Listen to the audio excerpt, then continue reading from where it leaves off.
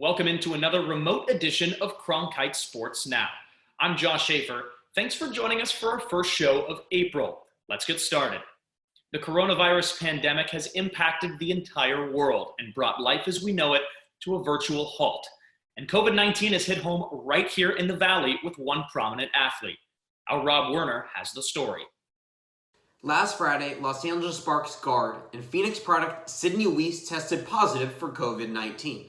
Wiese, who also plays professionally in Spain, was there in early March when she said she just didn't feel right. I came back from Spain on Friday the 13th of March, and Thursday the 12th was when I started to lose my taste and smell.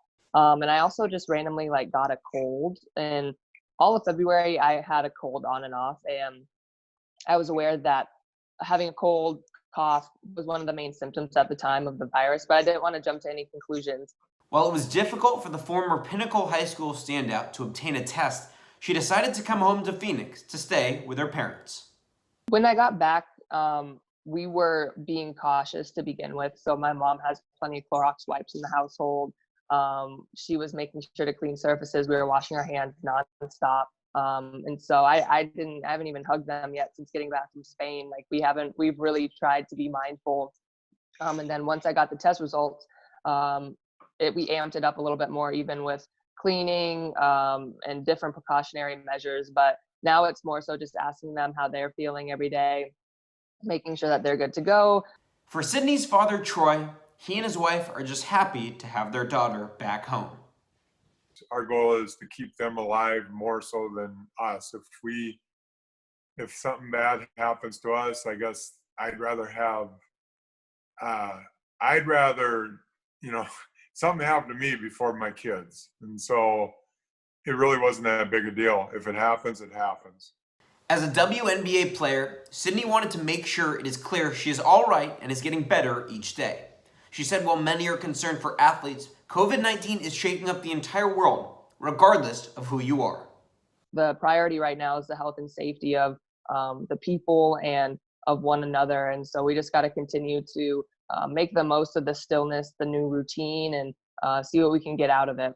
Wiese and her family are in good spirits and want to make sure millennials and Gen Z members are taking every precaution as seriously as possible. Reporting for Cronkite News, I'm Rob Werner. Thanks, Rob. The outbreak of COVID-19 has led to school closures across the nation, and with them, the suspensions of high school sports. We talked with high school sports officials and coaches in both Arizona and California to see how different states are dealing with the coronavirus. The ultimate decision rests with the AIA's executive board. 10-member board of directors, they have the ultimate decision on whether or not we are going to play again with everything that's going on. Right now, we have not made any decisions yet. The commissioners throughout California have another conference call on April 3rd to make some decisions. Could be collectively as a state. It could be individual up to each section. So there's still a wait-and-see approach right now as we move forward. So I can only think about what they're feeling, and I can't really be in their shoes, obviously, but I know it's got to be really tough doing everything online, not really getting out and about, not in a normal routine. Baseball guys are very routine oriented, and so they're kind of got thrown a curveball big time. At the beginning of March, the AIA planned on resuming all athletic activities on Monday, March 30th. But when that Monday came, which was this past Monday, the office of Arizona Governor Doug Ducey announced the extension of all school closures across the state until the end of the school year. The coronavirus pandemic has also led to the cancellation of Wimbledon, as announced by the All England Club on Wednesday. This marks the first time the tennis tournament has been canceled since the 1945 tournament during World War II, and the first time the tournament has been canceled during international peacetime. The tournament, which started in 1877, was scheduled to run this summer from June 29th to July 12th. Athletes express themselves in many ways. For the Milwaukee Brewers, several of their players express themselves in the forms of permanent ink. Kirsten Korn's headed out to the American Family Fields of Phoenix to talk to one Brewers player and hear his tale behind his ink. In the Brewers clubhouse, athletes all around have tattoos to express their love for family, friends, and faith. I got the koi fish for perseverance, and then the flowers are the birth flowers for my wife and my 2 kids. For Brewers catcher Tuffy Goeswish, when it came to putting permanent ink on his body, he went to one of the best. Done in Scottsdale Ink by Bubba Irwin. I asked around a lot of my friends and people in town that have gone to him, and obviously he's one of the best. He's been on Ink Masters, 4 or 5 times now and won season 9. I think Tuffy and I met on Instagram. I don't really remember, but he's a cool dude. We hit it off right away. He's super funny, very direct, and he's a super cool guy. Bubba Irwin's art skills have brought in several high-profile athletes throughout the years. He had like a 12-month waiting list, and so it took me that long to get in. It's cool. I like it, and it's fun to get to meet people that you look up to, and I tattoo a lot of musicians as well, and I'm fans of theirs before I tattoo them generally, so it's pretty cool. And when it comes to visiting Irwin again, Tuffy already knows what tattoo is next. There's a Japanese it's called a foo dog, and it looks like a lion, so I would get the Japanese foo dog and like my family initials in there, so for my last name Goeswish. In Phoenix, Kirsten Corns, Cronkite News. On Tuesday, the San Jose Sharks announced that Sun Devil hockey defenseman Brinson Pasichnuk had agreed to join the organization as a free agent. The ASU co-captain becomes the second player in program history to agree to terms on an NHL contract and the first Sun Devil to agree to sign as a free agent.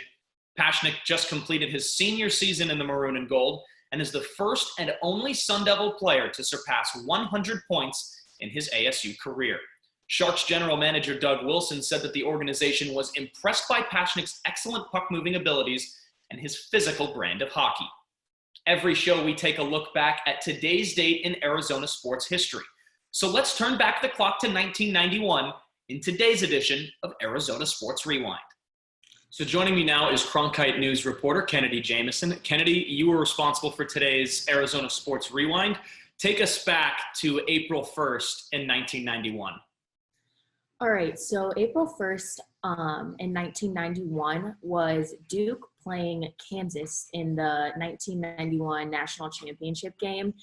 And this game is probably most famous for the Hurley alley-oop to Grant Hill in the first minutes of the game.